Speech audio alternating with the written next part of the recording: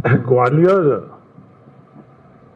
High court परिसर में बाबा साहब भीमराव अंबेडकर जी की मूर्ति के संदर्भ में जो घटनाक्रम पिछले दिनों में घटित हुआ है, उसमें कांग्रेस पार्टी का अधिकृत जो स्टैंड था वो प्रदेश कांग्रेस कमेटी ने पहले भी रख चुके हैं। प्रदेश कांग्रेस अध्यक्ष जीतू पटवारी जी ने सार्वजनिक तौर के ऊपर वो स्टैंड रखा हुआ है। आज हम उस स्टैंड को वापस दोहरा रहे हैं कि कांग्रेस पार्टी बाबा साहब भीमराव अंबेडकर जी की मूर्ति जो प्रशासनिक तौर पर जिसकी स्वीकृति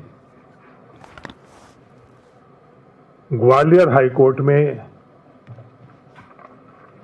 दी हुई है, वो वहां लगनी चाहिए। एक सोची समझी सोच के तहत आरएसएस विवाद उत्पन्न कर रही है। सोची समझी रणनीति के तहत वो वर्ग संघर्ष कराने चाहती है। ये शुरू से उन लोगों की रणनीति रही है।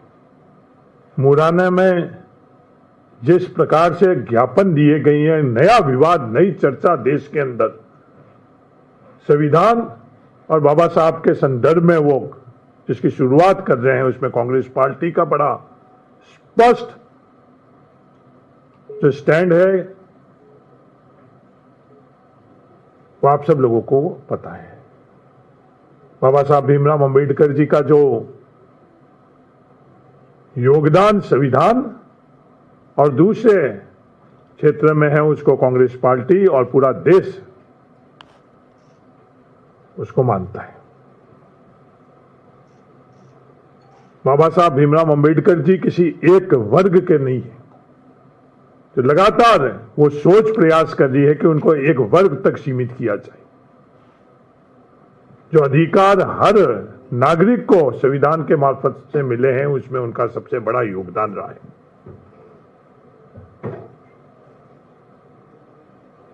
कांग्रेस पार्टी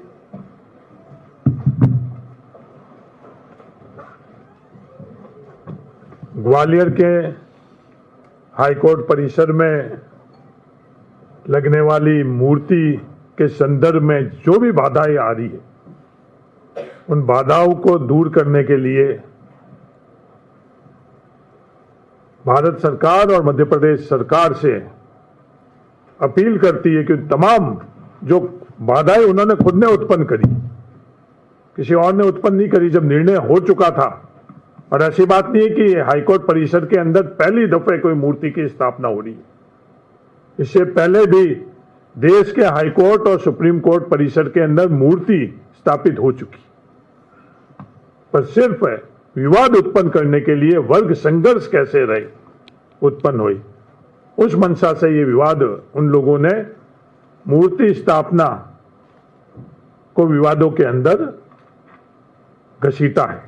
तो आज वापस आग्रह है दोनों सरकार से कि जो उनकी सोच है उस सोच को आप विराम लगाए और ग्वालियर में, क्योंकि हर वर्ग हर जाति के लोग जो संविधान में विश्वास रखते हैं, देश के अंदर विश्वास रखते हैं, वो चाहते हैं कि बाबा साहब भीमराव अंबेडकर जी की मूर्ति की स्थापना ग्वालियर में होनी चाहिए।